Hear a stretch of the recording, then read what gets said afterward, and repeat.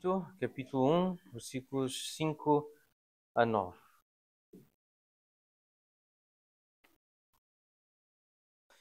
Por esta causa te deixei em Creta, para que pusesses em ordem as coisas restantes, bem como em cada cidade constituísses presbíteros, conforme te prescrevi. Alguém que seja irrepreensível, marido de uma só mulher, que tenha filhos crentes, que não são acusados de dissolução, nem são insubordinados. Porque é indispensável que o bispo seja irrepreensível como dispenseiro de Deus, não arrogante, não irascível, não dado ao vinho, nem violento, nem cobiçoso de torpe ganância. Antes, hospitaleiro, amigo do bem, sóbrio, justo, piedoso, que tenha domínio de si, apegado à palavra fiel que é segundo a doutrina, de modo que tenha poder tanto para exortar pelo reto ensino, como para convencer os que o contradizem. Esta é a palavra divina, santa, sábia e pura do Senhor. Nós queremos ser guiados por ela neste importante assunto, que é colocar em ordem uma igreja.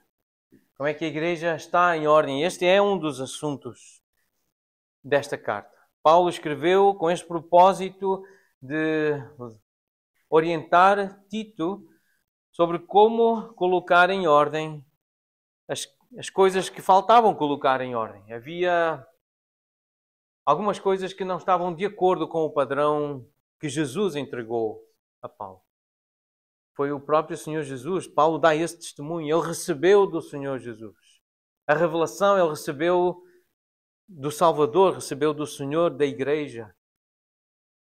E esta palavra aqui de colocar em ordem é terminar de organizar. Literalmente é isso que ela significa.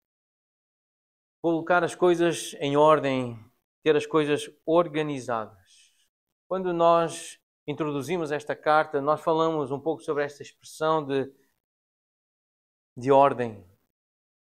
E nós gostamos das coisas em ordem. E gostamos das coisas arrumadas, limpas, harmoniosas, a combinação das cores. Nós valorizamos o design. Por quê? Porque Deus é um Deus de ordem. Deus não é um Deus de confusão. E Ele transmite isso. E quanto mais nós nos aproximamos de Deus, mais nós vamos valorizando a ordem, a organização, o que é belo, o design. Nesse mundo da apologética, usa-se muito essa expressão design. O design de alguém que imaginou, alguém que pensou, alguém que combinou para que ficasse algo que mostrasse inteligência, ficasse um resultado que mostra que existe um designer, um arquiteto, um engenheiro, que existe alguém que pensou e por isso revelou. Deus é um Deus assim, é um Deus de ordem. E tem essa expressão em 1 Coríntios 14, 33, que alguém que busca a paz, alguém que busca a ordem, é parte daquela tradição das igrejas dos santos, os separados por Deus para Ele. Essa é uma tradição bíblica. Nesse capítulo, no versículo 10, tem uma outra expressão, quando Paulo instrui a igreja e havia algum ruído, havia alguma confusão, havia alguma linguagem que se sobrepunha, e ele diz, deve tudo ser feito com decência e ordem, porque Deus é um Deus de ordem, é um Deus que valoriza as coisas certas, valoriza as coisas no seu devido lugar. Contudo, nós sabemos que nem sempre é possível ter tudo na ordem que mais se gosta. Nem sempre é possível nós termos tudo na ordem em que mais gostamos, em que mais queremos. Há momentos em que as coisas não funcionam como nós queríamos que funcionassem. Por isso, quando se trabalha, às vezes desarruma-se, e nós lembramos de Provérbios 14, que fala de sujidade, de mau cheiro, dá essa ideia de porque há movimento, há força do boi, mas todos nós queremos abundância de colheitas, nós queremos fruto, nós queremos crescimento. E por isso nós precisamos estar dispostos a suportar e a sofrer. Muitas vezes a desordem, a desorganização. E nós fazemos isso por amor, porque Deus tem suportado muita desordem, muito caos, porque Ele ama, por amor. E nós, se queremos ser uma igreja que ama a Deus e que ama pessoas, se queremos ser uma família, se queremos ter uma vida em ordem, nós precisamos de crescer em amor, precisamos amar a Deus e amar as pessoas. Nós precisamos de amar, porque o amor tudo sofre, tudo suporta. Se nós queremos esse crescimento, essa abundância de colheitas, nós precisamos amar, ser pacientes uns com os outros, estarmos dispostos a nos sacrificar, a ensinar, a falar, mesmo quando cansados, mesmo quando desanimados, pedir a Deus força para nos erguermos, nos levantarmos, falarmos e alegrarmos os outros, consolarmos os outros. O propósito desta carta é guiar Tito no papel de levar a igreja em Creta, ou as várias comunidades que existia naquela cidade.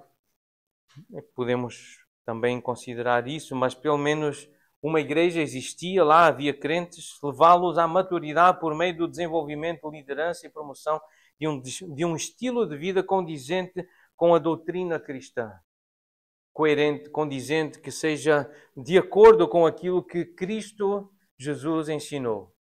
Então, haver uma liderança, e este é um dos principais assuntos sobre o qual nós vamos então refletir nestes versículos, mas vemos que fazer o bem, praticar o que é certo e aquilo que está de acordo com a doutrina é a vontade de Paulo, o propósito de Paulo ao escrever esta carta, refletindo então o propósito de Deus, a vontade de Deus, ao usar Paulo para escrever a Tito, na verdade, para escrever à igreja em Creta. No capítulo 3, versículo 14, tem este destaque de fazer o bem, as boas obras. Quanto aos nossos, que aprendam também a distinguir-se nas boas obras a favor dos necessitados, para não se tornarem infrutíferos. Porque a salvação que nós recebemos em Jesus leva-nos a uma vida de piedade e de serviço a Deus, nosso Salvador. A verdadeira salvação, essa é uma das marcas de quando há genuína salvação, é o desejo de trabalhar, de servir, de ser útil nas mãos de Deus. Alguém que é verdadeiramente salvo, que é verdadeiramente de Jesus, quer servir a Jesus, por gratidão, por louvor, reconhecer quem Ele é. E irmãos que estudaram este capítulo com atenção, escreveram um comentário cujo título de toda a série tem vários comentários a vários livros da Bíblia, mas é Exaltando Jesus. Nas cartas pastorais, mas eu gostei muito do título. Em todos os livros que eles estão a escrever comentários, destaca-se essa expressão, Exaltando Jesus, no caso em Tito, na carta de Paulo a Tito. Como é que Jesus é exaltado? E nós, nesse comentário, então, que eu vou citar algumas expressões, nós lemos Exaltando Jesus em Tito, David Platt, Daniel Akin e Tony Merida são os autores. Eles dizem, os líderes qualificados da igreja devem ser homens que exemplificam a piedade em todas as áreas das suas vidas, nos seus compromissos, conduta, caráter e convicções. Esses são os líderes, devem servir de modelo, de exemplo. Então, o que significa que não são só eles que devem fazer estas coisas.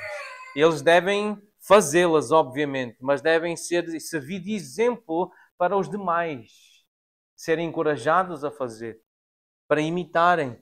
Então pesa essa responsabilidade sobre homens que Deus capacita, que Ele chama, que Ele santifica, para que eles pratiquem estas coisas que nós vamos ver, que tenham estas qualidades, estas características, porque é necessário, as igrejas precisam de homens assim, que sirvam de modelo, de exemplo, para que os demais membros entendam, percebam que é possível sim fazer essas coisas. O Espírito de Deus, Ele capacita sim as pessoas para as boas obras, para fazer o que é certo. Nós precisamos de homens que, pela sua integridade de vida, pela sua maturidade em Cristo, pela sua competência em teologia, conhecendo a sã doutrina, pela sua autenticidade no ministério, não serem hipócritas, falsos, que ganhem a lealdade de uma congregação que conhece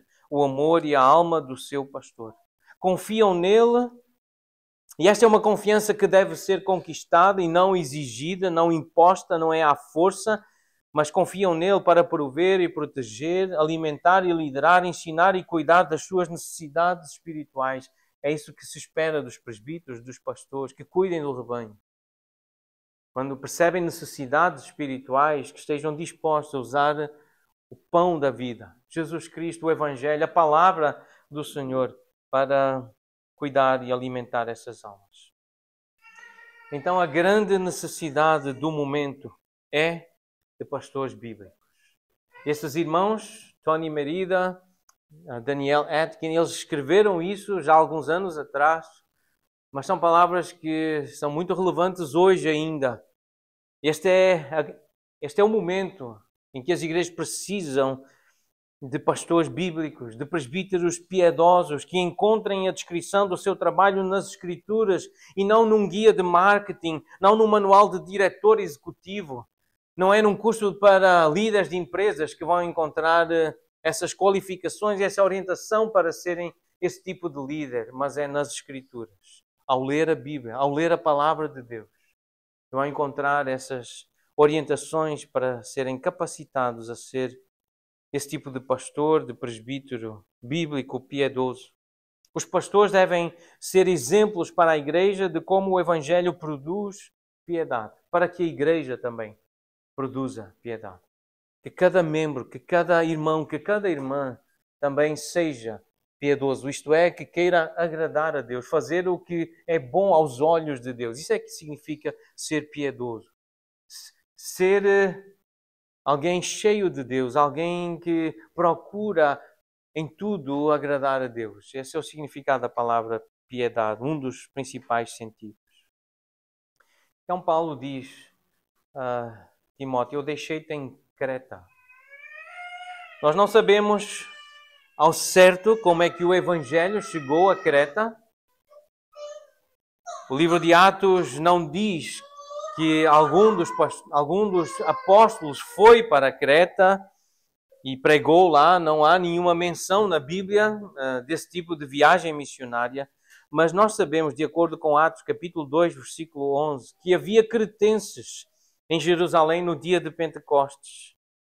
E é bem provável que alguns daqueles de Creta, alguns cretenses, tenham sido convertidos e tenham regressado a casa para ali divulgar a maravilhosa história acerca de Jesus Cristo. Depois de ouvirem falar das grandezas de Deus e do que Deus fez através de Jesus, foi isso que os apóstolos pregaram e os cretenses ouviram na sua própria língua. Esse foi o milagre. Os apóstolos, eles louvavam, glorificavam a Deus, contaram, e Pedro levantou-se e pregou o que Jesus fez. E nós acreditamos, e não só nós aqui na nossa igreja, mas a igreja tem, ao longo dos séculos, acreditado que alguns daqueles crentes ou alguns daqueles judeus que estavam lá em Jerusalém no dia de Pentecostes tornaram-se realmente, pela graça de Deus, crentes e no regresso à sua cidade, no regresso à sua terra, levaram a mensagem do Evangelho. Aquelas comunidades ou aquela igreja estava localizada numa região onde existe chamado o berço de Zeus, e famoso pelo lendário Minotauro, aquele ser que é um monstro que é metade touro, metade humano, imagens de idolatria, do culto pagão, e uma comunidade, uma civilização imersa no culto ao imperador. Era considerado o Salvador universal naquela cultura. Então esta congregação, estas comunidades ali em Creta precisavam muito de atenção pastoral. precisavam de cuidado, precisavam de ensino, precisavam da sã doutrina, estavam longe da verdade, da verdadeira doutrina, da verdade do Evangelho, e precisavam de conhecer acerca do Salvador, da verdade de Jesus. Então Paulo diz a Tito que era necessário colocar em ordem aquilo que faltava colocar em ordem. Era preciso pôr em ordem as coisas restantes, e uma dessas coisas era constituir presbíteros. Esta palavra é uma palavra importante, e nós já vamos falar um pouco sobre ela. Tem outros sinónimos, mas significa literalmente alguém com idade avançada, com experiência, uma pessoa idosa, um ancião. Literalmente é isso que esta palavra significa. Mas esses irmãos que eu mencionei há pouco escreveram um comentário sobre esta carta. E já agora, um parênteses aqui. Eu que sou aluno do Prega a Palavra, e alguns dos irmãos que eu sei que querem fazer este curso, esta formação do Prega a Palavra, nós já recebemos algumas críticas e acusações de que nós estamos a ser instruídos e a instruir outros a não usarem comentários bíblicos. E como se só pudéssemos usar o texto bíblico e mais nada.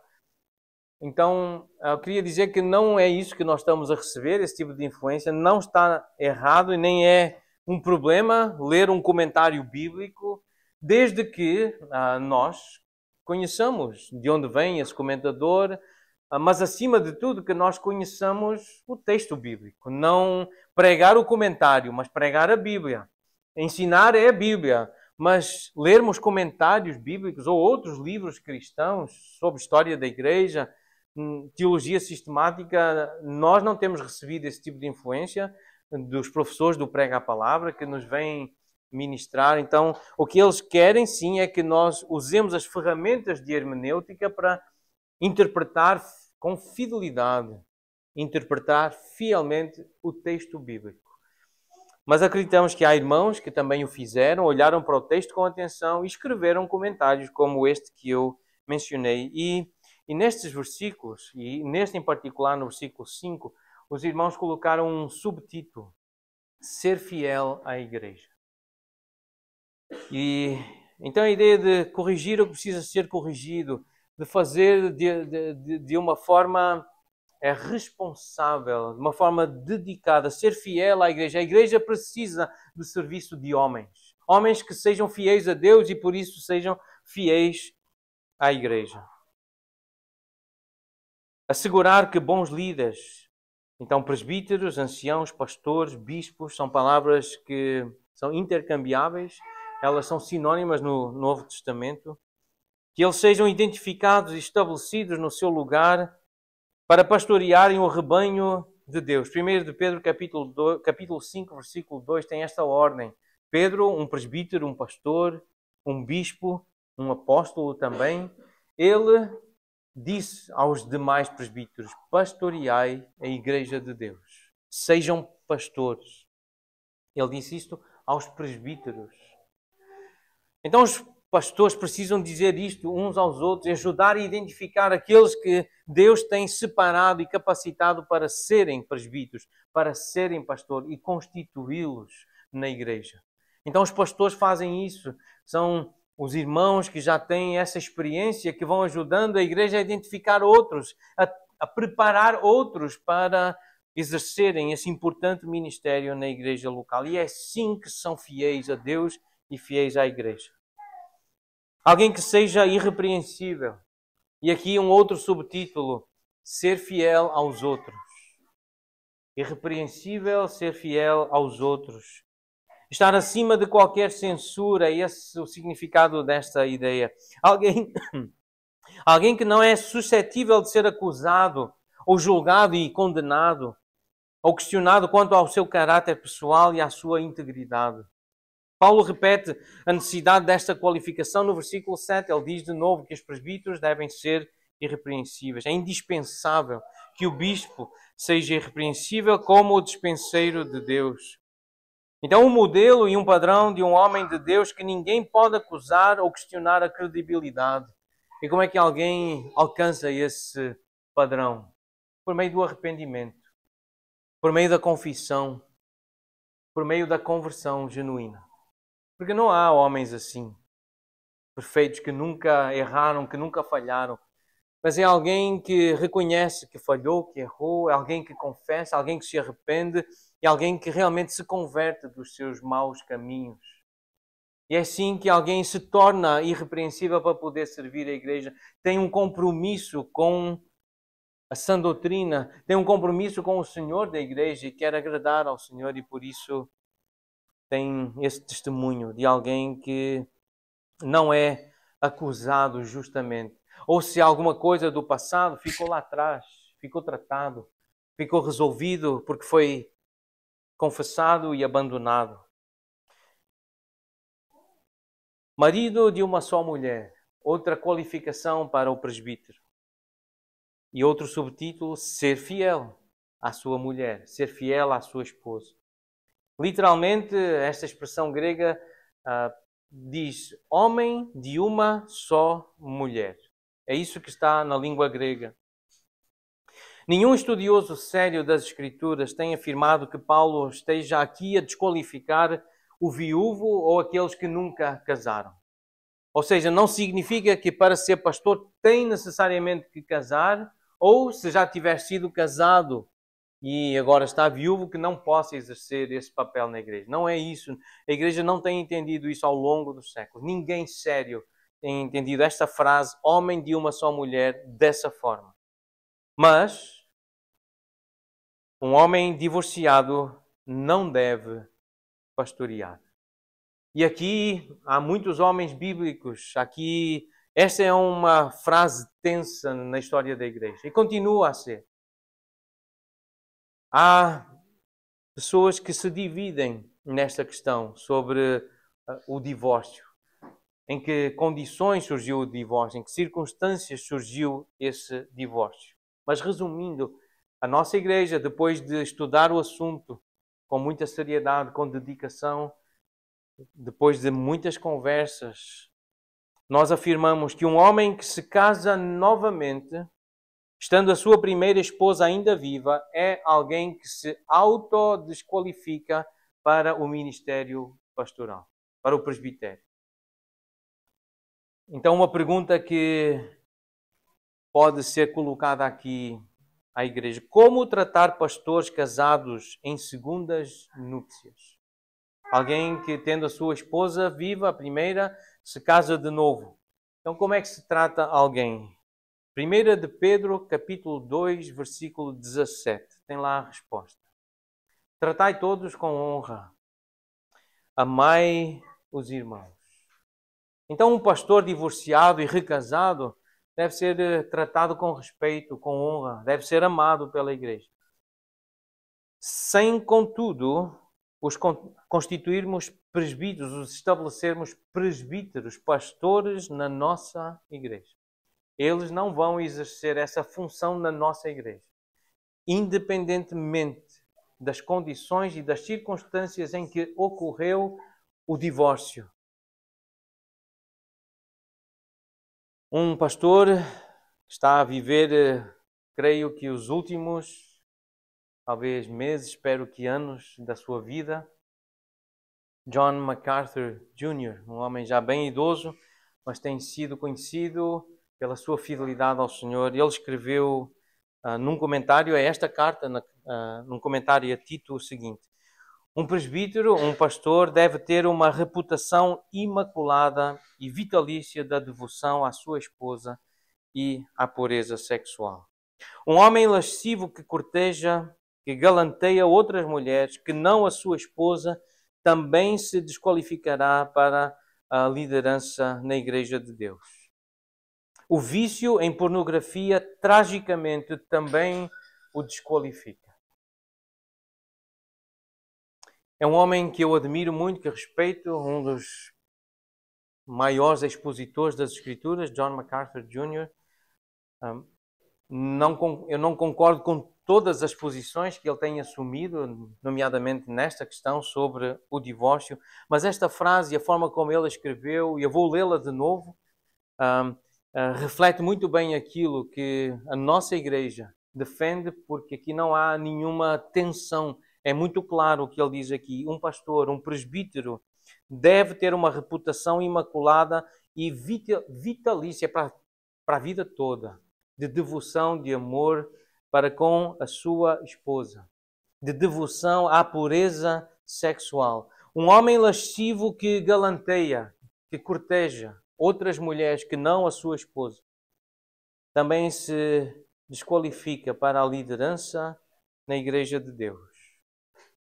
O vício em pornografia também, de forma trágica, desqualifica um homem para o presbitério, para o ministério pastoral. Mais uma qualificação: que tenha filhos crentes. Mais uma questão difícil. A Igreja tem lidado e esta exigência de ter filhos crentes para que o homem seja então um líder, um pastor. E aqui um outro subtítulo: ser fiel aos seus filhos. Mas aqui o destaque é para a importância, é mostrar a relevância do homem como líder espiritual na sua casa. Em 1 Timóteo, no capítulo 3, versículo 5, Paulo afirma claramente: se alguém não sabe governar a própria casa, como cuidará da igreja de Deus? Como é que vai liderar na igreja se não lidera em casa espiritualmente a sua esposa e especialmente os seus filhos? Que é disso que se está a tratar aqui. Enquanto estiverem debaixo do cuidado do pai, por muito tempo que seja, mas enquanto precisarem do cuidado do pai, de um teto, de comida na mesa, de roupa, de medicamentos que o pai compre, portanto, enquanto estiverem sob os cuidados do pai, por muito tempo que seja, os filhos não podem ser caracterizados por serem dissolutos, descontrolados ou selvagens. Esta é uma possível tradução desta palavra, asotia em grego. Nem insubordinados, ou seja, não submissos, que não se sujeitam ao controlo do seu pai. Não podem ser desobedientes, teimosos nem rebeldes. Enquanto estão na casa do pai, não podem ter essa fama. Porque se tiverem essa fama, o pai está desqualificado para ser um líder na igreja, para ser um pastor, um presbítero, para servir na liderança na igreja, isto é, para ser um modelo para os demais e servir no ensino, servir no cuidado da sã doutrina. Um pai, um líder piedoso, fará tudo o que for necessário em termos de tempo e de atenção, com energia, para educar os seus filhos na disciplina, isto é, na formação, e na admoestação, isto é, na instrução do Senhor. Eu vou repetir esta frase: um pai, um líder espiritual na sua casa, fará tudo o que for necessário para treinar os seus filhos, para os educar na instrução do Senhor, nos caminhos do Senhor. Ele faz isso porque ele é um mordomo, um despenseiro de Deus. É preciso ter essa consciência: é Deus que eu estou a servir, eu sou um administrador, um mordomo de Deus. É isso que os homens precisam saber e que o pastor dê esse testemunho, que dê esse exemplo. Esta palavra refere-se a um gestor, a um gerente. Alguém que é o responsável por a propriedade de outrem e presta contas daquilo que lhe foi confiado. Em última instância, nós agradamos, nós servimos e nós obedecemos a Deus. Qualquer homem que não entenda essa posição no ministério não está apto a pastorear. Quando as coisas ficam difíceis, o que acontece com esses homens que não entendem isto? Eles desistem, eles vão fazer outra coisa. Eles vão fazer coisas mais simples, mais fáceis. Mas o despenseiro de Deus, aquele que sabe que é mordomo, aquele que sabe que é um administrador, é um gestor das coisas santas de Deus, ele recebe as ordens do Senhor e Rei Jesus e busca a aprovação dele. Quer agradar ao Senhor, não às pessoas, mas é ao Senhor. Essa é a preocupação de um líder qualificado, de um presbítero bíblico, de um pastor piedoso, que não pode ser arrogante. Não pode ser egocêntrico, orgulhoso, teimoso, obstinado. Não pode ser alguém interesseiro também. Esta palavra entra nesta definição do que é alguém arrogante.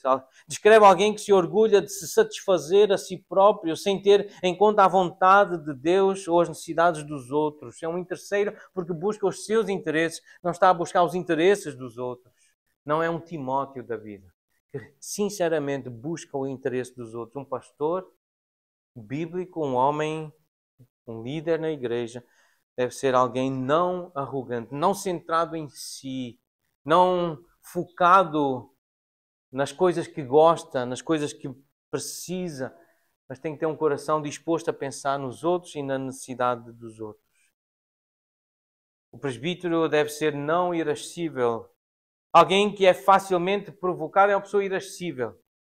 Significa alguém que se irrita facilmente. Alguém com um pavio curto, propenso a ataques de raiva e de fúria, a gritar, a bater, a esmurrar, partir coisas.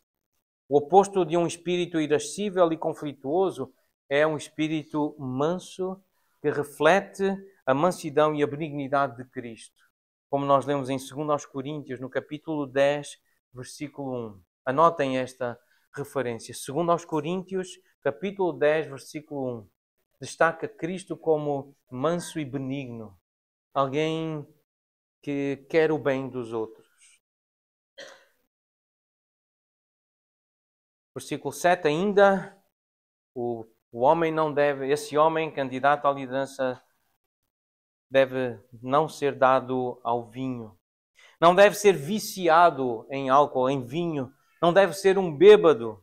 Alguém que perde a agudeza mental, perde o bom senso, porque é controlado por uma substância que lhe tira essa faculdade do bom senso.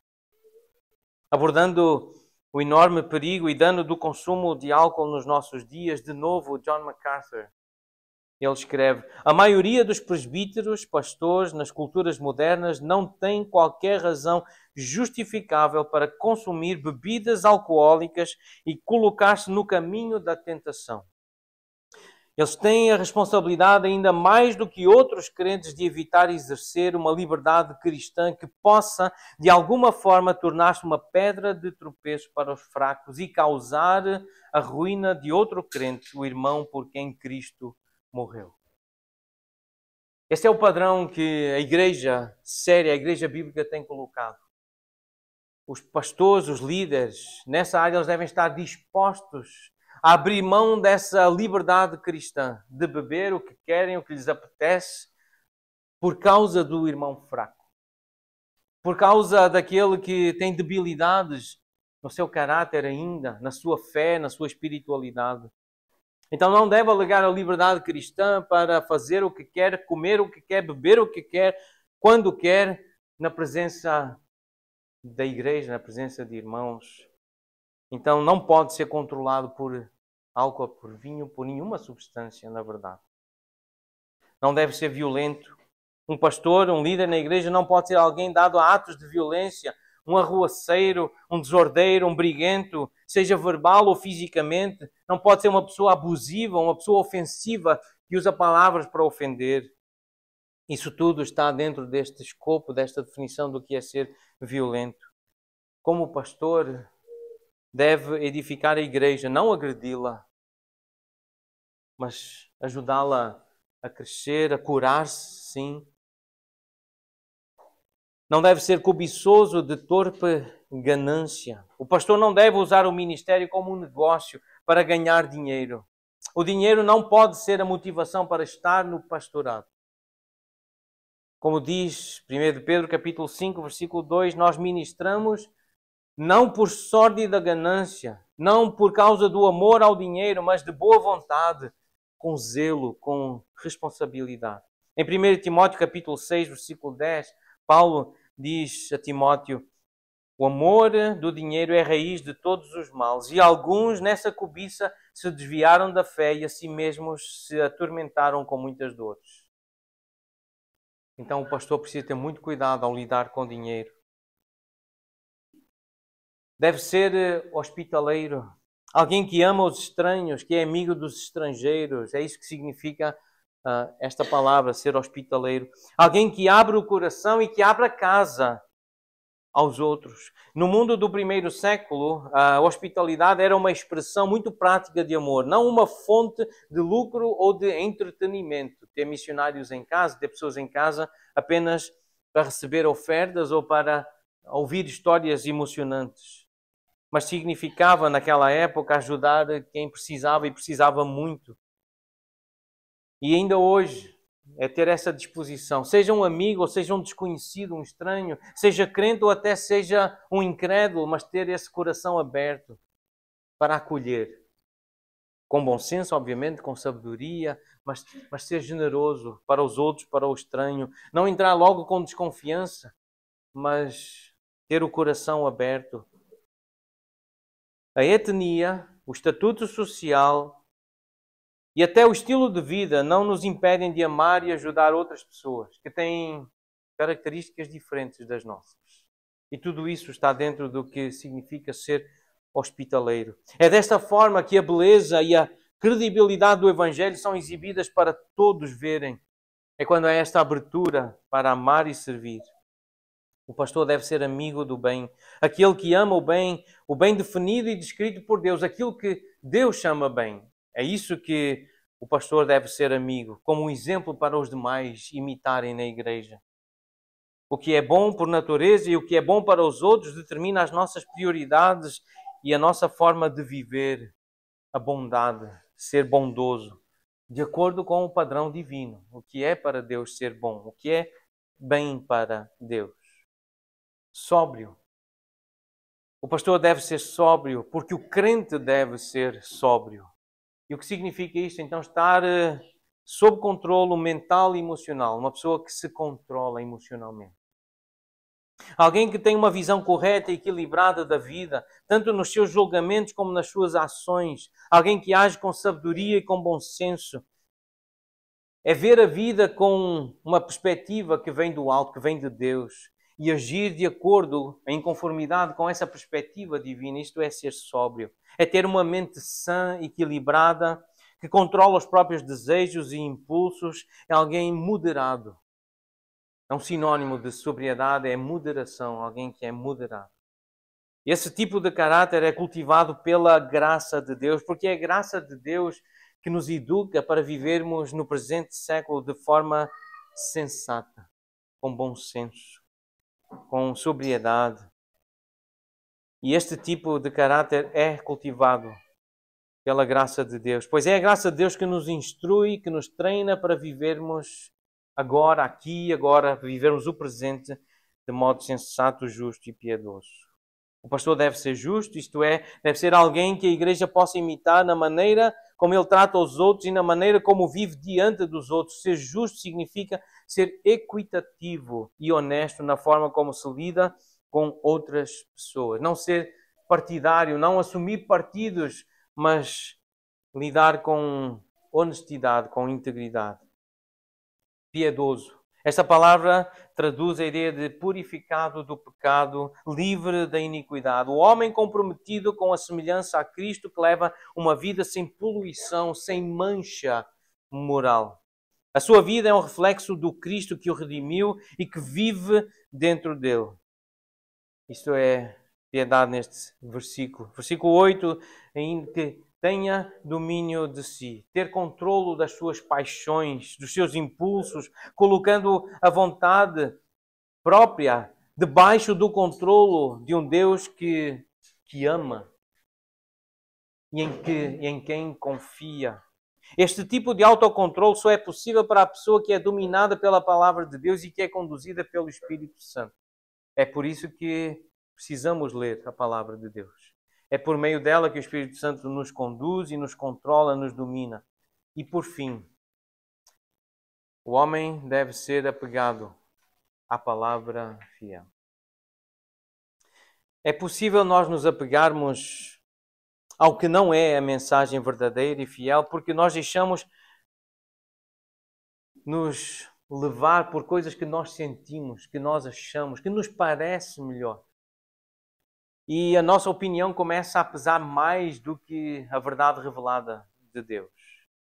Mas ser apegado à palavra fiel significa respeitar a Bíblia como a inspirada e inerrante palavra de Deus, significa afirmar a prioridade, a autoridade e a suficiência da Bíblia para afirmar e definir aquilo em que nós cremos e determinar o modo como nós vamos viver. É a Bíblia que diz, não é a minha opinião, não é o meu feeling, não é a minha sensibilidade, mas é o que está escrito, é o que a Bíblia diz.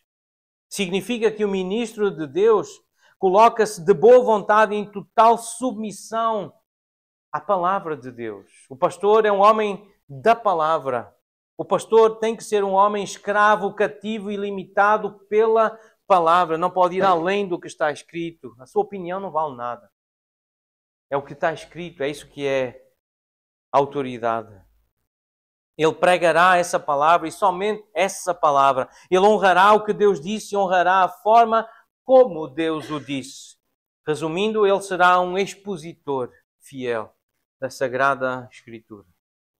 Alguém que mantém, alguém que retém, alguém que resiste, que se agarra com firmeza à palavra fiel, que é segundo a doutrina. Isto é a definição dessa expressão, ser apegado à palavra.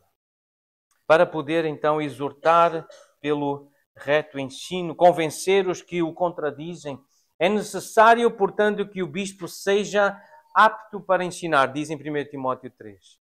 Este versículo fala sobre esse ministério do ensino, usar a palavra para corrigir, educar, instruir na justiça. A sã doutrina pode ser considerada como que o cerne, o centro desta carta a Tito. É uma expressão que aparece 4 vezes no Novo Testamento, todas elas nas cartas pastorais e 2 vezes aqui em Tito. Literalmente significa ensino saudável. Sã doutrina é ensino que é saudável, que dá saúde. Mas uma vez que há um ensino saudável, então isso fica claro que pode haver um ensino que está doente, que traz doença, que é fraco, até mesmo mortal. Com a sã doutrina ou com o ensino saudável, nós exortamos e encorajamos. Diante de um ensino falso, fraco, doentio, que contradiz por cedência, por oposição, por negligência, nós convencemos com a sã doutrina. Essa palavra aí, convencer, em grego, ela dá a ideia de refutar, de trazer à luz, de expor, de corrigir, de repreender severamente. Ralhar é um sinónimo. Ralhar. Reprovar. Se necessário, em público. Isso é convencer. É expor a mentira, expor o erro. Confrontar e expor os falsos ensinamentos. Não nos tornará populares, nós sabemos disso. Pastores bíblicos não há muitos populares. Expor os falsos ensinamentos, os evangelhos diluídos, adulterados e as mensagens enganadoras da teologia da prosperidade, do teísmo aberto ou do liberalismo agora disfarçado de nova ortodoxia ou de cultura inclusiva, não nos fará ganhar o aplauso dos homens, das massas, das multidões. Mas para que nós não pensemos que isto é demasiado duro, devemos recordar o que Paulo diz em Romanos 16, versículo 17. Irmãos, notem bem, aqueles que provocam divisões e escândalos em desacordo com a doutrina que aprendestes, afastai-vos deles. Há algumas pessoas que nós precisamos estar longe, afastados, porque eles estão a ensinar coisas contrárias à sã doutrina. Nós temos convicções bíblicas e piedosas e nós queremos ter ainda mais dessas convicções. Nós queremos crescer nesse propósito de ser igreja bíblica. No entanto, é melhor que as nossas vidas e a nossa mensagem estejam em sintonia com aquilo que nós afirmamos crer e ser. Nós dizemos que somos uma igreja bíblica, mas as nossas atitudes, as nossas ações, o nosso comportamento deve estar em sintonia com essa afirmação de que somos crentes bíblicos. No seu livro clássico, o pastor reformado Richard Baxter, ele avisa sabiamente: tende cuidado convosco próprios, para que o vosso exemplo não contradiga a vossa doutrina, para que não desdigais com as vossas vidas o que dizeis com as vossas línguas e sejais os maiores sabotadores do sucesso do vosso próprio trabalho. Palavra aos pastores, e os pastores dão esta palavra aos membros, que devem imitar os pastores que imitam Cristo e querem ser fiéis a Ele. Para a glória de Deus e para o bem do seu povo, a vida do pastor, do presbítero fiel, corresponderá à sua crença. O que ele acredita determinará a forma como vive. Então, será um líder em quem vale a pena confiar. Será um líder que vale a pena seguir.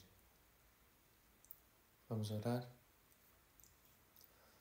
Senhor, nós desejamos homens assim. Pela tua graça, pedimos que nos eduques para sermos apegados à tua palavra fiel, a qual queremos esconder no nosso coração para não pecar contra ti. Em nome do teu Filho, nós oramos. Amém.